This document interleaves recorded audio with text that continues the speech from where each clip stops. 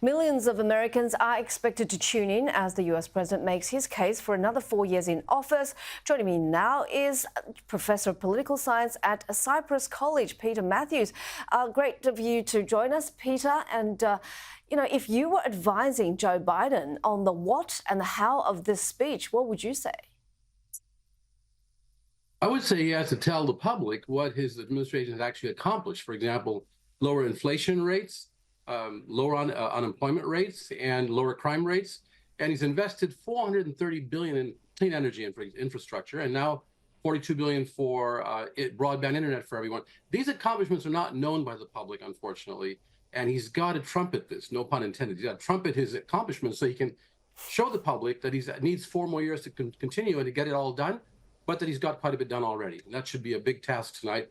Also, they'll be looking to see if he's vigorous and not, there's been some concern about his age, but he can dispel that the way he presents himself tonight. Of course, allaying those age concerns is going to be a major part of the theatre tonight. But in terms of foreign policy, what would his stance need to be?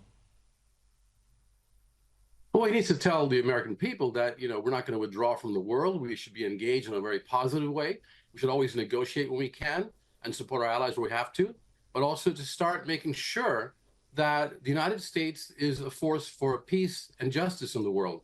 And for democracy. And I think he needs to get that across and he should also talk about his opponent's isolationist policy. President Trump is trying to put out isolationism, withdrawing from the world, reducing support for NATO. Those things he should be talking about. And Biden should show how he's a much more experienced leader and he understands the world better. And he also has to ensure that the killing in Gaza has to be stopped. He needs to call for a ceasefire, as Vice President Kamala Harris has done, by the way.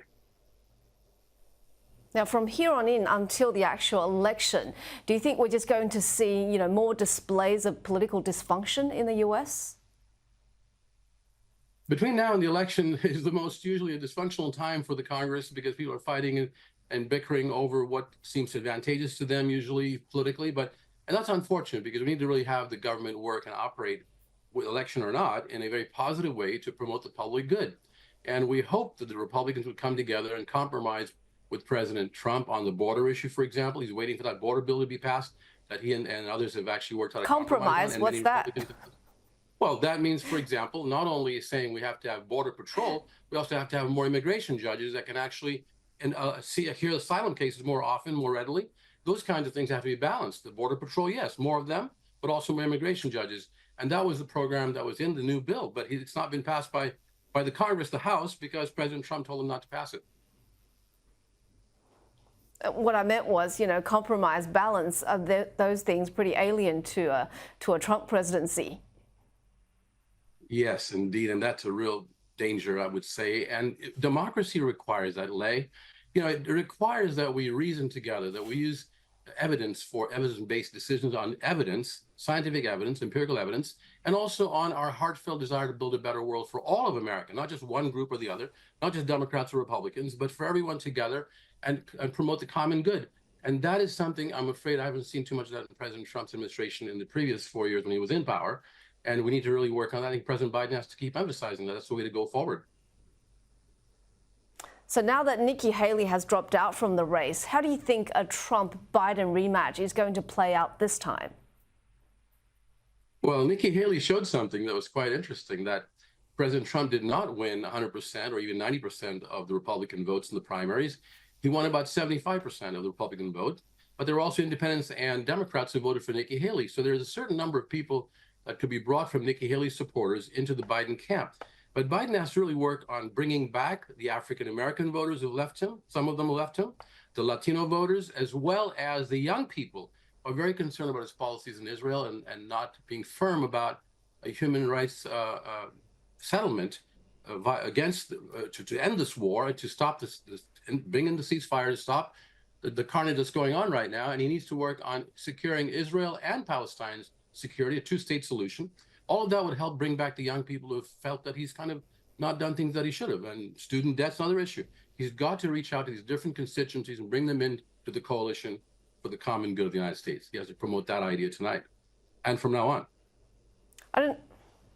I don't know if you saw, Peter, that video of Biden getting some notes, speech notes from actors that have portrayed presidents. What do you make of that?